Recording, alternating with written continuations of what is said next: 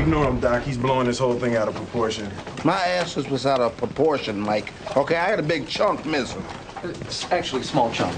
This is Martin Lawrence, a comedian and actor with legendary contributions to the world of comedy, like his various stand-up specials and his self-titled sitcom, Martin.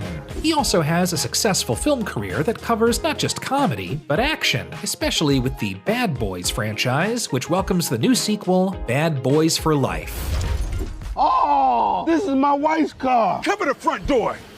She knows. She always knows. After spending his younger days doing the odd comedy show in the DC area, Martin eventually moved to New York and started performing at the Improv.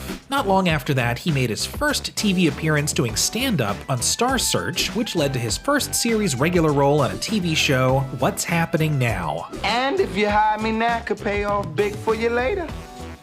How's that? So when I own this building, I won't raise your rent. Martin's next milestone came when he crossed paths with Spike Lee in the late 80s. Spike saw Martin's act at a comedy show and decided to cast him in a little joint he was working on called Do the Right Thing. Damn, man, you might as well throw them out.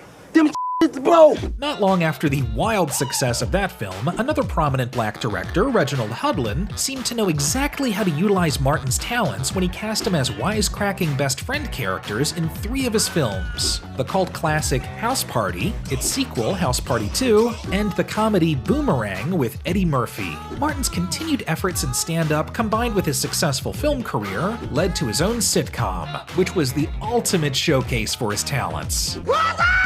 Sure, he played the main character, Martin Payne, a smart aleck radio DJ in Detroit, but it was his 9 additional characters that seemed to get more attention, like Edna, Martin's mom, who still has Martin Lawrence's mustache, loudmouthed, faded pimp Jerome, Look at the white dude, look at the white dude. and of course Martin's neighbor across the hall, Shanae. I like to say what's up to Laquita and all my homies from around the way. Hi. During his tenure on Martin, he had time to write and direct a feature film, A Thin Line Between Love and Hate. He made an infamous appearance on Saturday Night Live, delivering an off-script monologue about the importance of female hygiene, which subsequently banned him from ever hosting again. The daggone censors are following me everywhere around, which they get off my ass. Oops, damn, did I slip?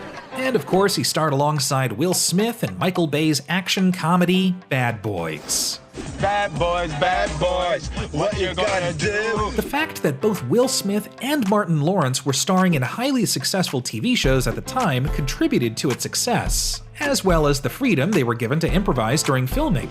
Put the gun down and give me a pack of tropical fruit Bubblicious. And some Skittles. And a personal highlight for Martin was starring alongside Eddie Murphy in the crime comedy drama Life, which spans over 50 years telling the story of a friendship between 2 inmates. Well, if you're thinking about booking it, I want in. For the past couple decades, Martin's continued to have success in film, particularly in action comedies. I forgot my keys. Big Mama's House was hugely successful, leading to multiple sequels, and Bad Boys 2 was even badder and boysier than the first. Getting into the 2010s, Martin slowed down a bit to focus on his family, then came back in 2016 with his first stand-up special in 14 years. Film-wise, in addition to starring alongside Matthew McConaughey in Harmony Korine's comedy The Beach Bum, Martin Lawrence is returning to the tried and true world of action comedy with Bad Boys for Life. And speaking of revisiting old franchises, there have been unconfirmed reports that a Martin reboot might be around the corner. To that, all we have to say is... What's up? What's up?